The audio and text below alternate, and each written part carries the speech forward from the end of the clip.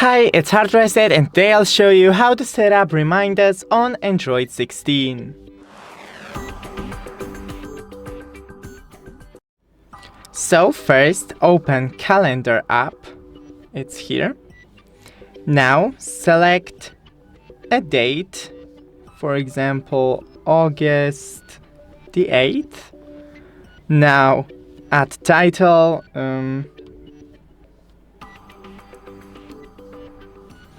and click Save.